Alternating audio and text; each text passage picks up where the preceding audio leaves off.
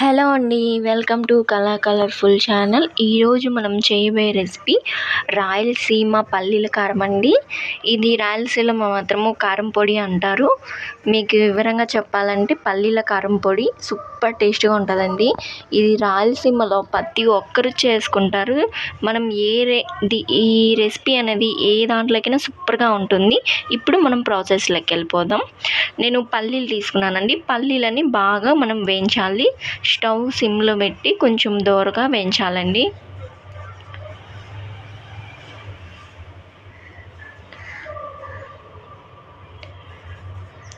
ఇది మాత్రము ఒక నెల వరకైనా అసలు పాడు కాకుండా ఉంటుందండి. సూపర్గా ఉంటుంది. పులిహోరకు కానీ ఉప్మాలకు కానీ వేడి అన్నంలోకి మనము నెయ్యి వేసుకొని ఈ కారం పొడి కానీ వేసుకుంటే సూపర్ టేస్ట్గా ఉంటుందండి. చూడండి, పల్లీలన్నీ వేగుతున్నాయి కొంచెం బాగా. పల్లీలను మనం ఎంత బాగా వేయించుకుంటే టేస్ట్ అనేది అంత బాగుంటుంది.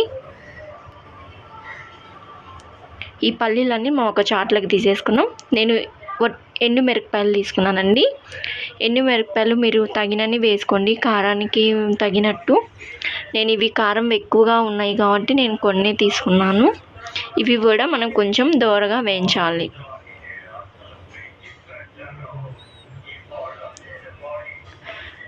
ఇవి కూడా వేయించి మనం ఒక ప్లేట్లోకి తీసేసుకుందామండి.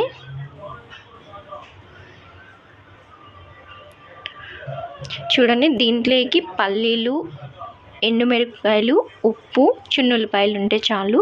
ఇప్పుడు ఎండుమిరపకాయలని రోట్లో వేసి కొంచెం రాళ్ళుప్పు ఉంటుంది కదండి, కల్లుప్పు, ఈ కల్లుప్పుని వేసి మనము బాగా మెత్తగా దంచాలండి. ఇది ఎండుమిరపకాయలు బాగా పొడిగా అయిపోవాలి, అంతవరకు మనం వీటిని దంచేసేయాలి.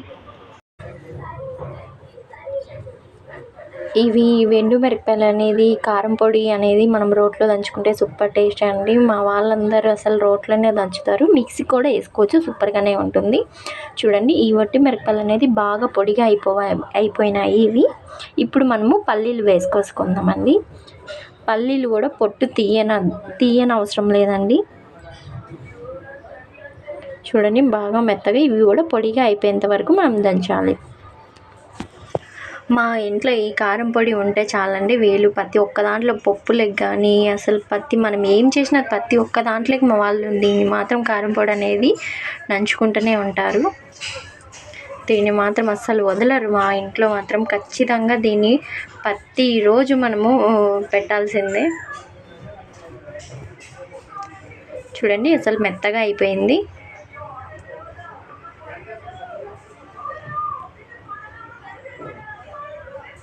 అసలు ఇది పాడవదండి. మనము ఒక డబ్బాలో స్టోర్ చేసుకున్నాం అనుకో, నెల అయినా కానీ పాడవదు.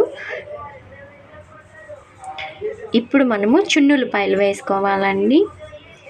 చూడండి, చున్నులపాయలు నేను ఒక గడ్డ తీసుకున్నాను. చున్నులపాయలు కూడా దీంట్లో వేసేసి బాగా మెత్తగా దంచేసేసుకుందాం. మరీ మెత్తగా అంటే మరీ మనము మిక్సీకి వేసినట్టు మెత్తగా కదండి, కొంచెం మనకు నోటికి ఆ పల్లీలు అనేది పలుకులుగా కొంచెం లైట్గా తలిగేంత వరకు మనం దంచుకోవాలి.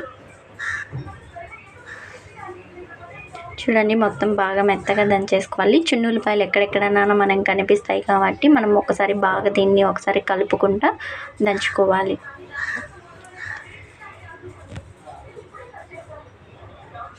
ఎక్కడైనా మనము జర్నీ కానీ ఎక్కడైనా మనము క్యారీ తీసుకోవాలన్నా, మనం ఎక్కడైనా వెళ్తుంటాం కదండి, జర్నీ చేసేటప్పుడు కూడా ఈ కారం పొడి మనం ఇట్లా చేసుకున్నా కానీ సూపర్గా ఉంటుంది.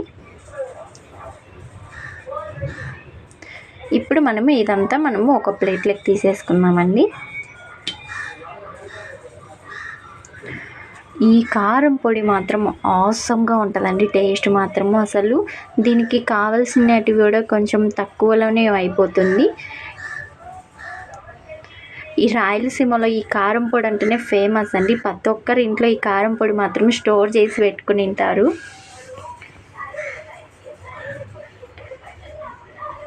చూడండి, నేను అసలు చూడడానికి కూడా ఎంత కలర్ఫుల్గా అసలు నాకైతే నోరు ఊరిపోతుంది. ఎందుకంటే నాకు ఈ టేస్ట్ గురించి నాకు తెలుసు కాబట్టి మీరు కూడా ట్రై చేయండి, సూపర్గా అంటారు. ఇంతేనండి, ఈజీగా రాయలసీమ కారం పొడి సూపర్ టేస్ట్గా ఉంటుంది. మీరు కూడా ట్రై చేయండి. ఈ ఈ వీడియో కానీ మీకు నచ్చితే లైక్, షేర్, సబ్స్క్రైబ్ చేయండి. పక్కన బెల్ని యాక్టివేట్ చేయండి. ఓకే అండి, బాయ్ బాయ్.